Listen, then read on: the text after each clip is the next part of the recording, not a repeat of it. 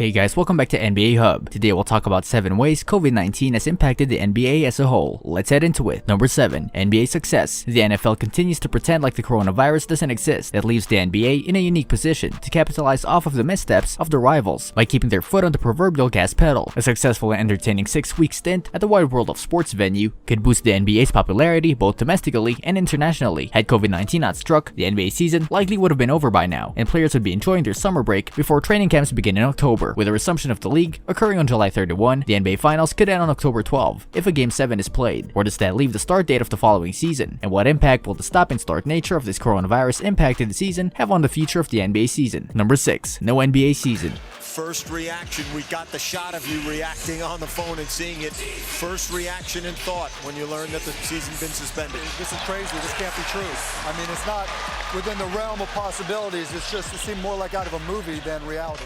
Despite the obvious objections of the 8 teams that were eliminated from the playoffs and therefore not invited to the resumption of the season in Orlando, there's no plausible way that the 2020-2021 NBA season will begin on October 22 as it did in 2019. There have been rumors that the NBA would permanently like to start the season on Christmas Day, and the coronavirus now presents a unique opportunity to do so. However, there are many problems with pushing the start of the season back by 2 months forever. Number 5. Season begin on Christmas Day. From opening night in October to the final game of the NBA Finals in June, the NBA season usually spans anywhere from 230 to 240 days, roughly 8 consecutive months of basketball. If the 2020-2021 season began on Christmas Day using the same metrics, the season would not end until somewhere between August 18 to 21 of the year 2021. That day would be nearly 2 weeks after the conclusion of the 2021 rescheduled Olympics in Tokyo, Japan. Presumably, the United States men's basketball team still plans on sending their league's top players to the Olympics every 4 years. In order for that to occur in conjunction with a permanent start date on Christmas Day, the league would have to do one of 2 things: either shorten the season or shorten the playoffs. The NBA playoffs are the league's bread and butter. The likelihood of the league lowering one of their biggest revenue generators appears to be far-fetched. That leads us to the possibility of a shortened season, something that Commissioner Adam Silver has publicly said he's open to. There's nothing magical about 82 games, Silver said back in 2017. It's been in place for 50 years, but the long-term planning of the league, as we learn more about the human body and the wear and tear of travel in the competitive landscape,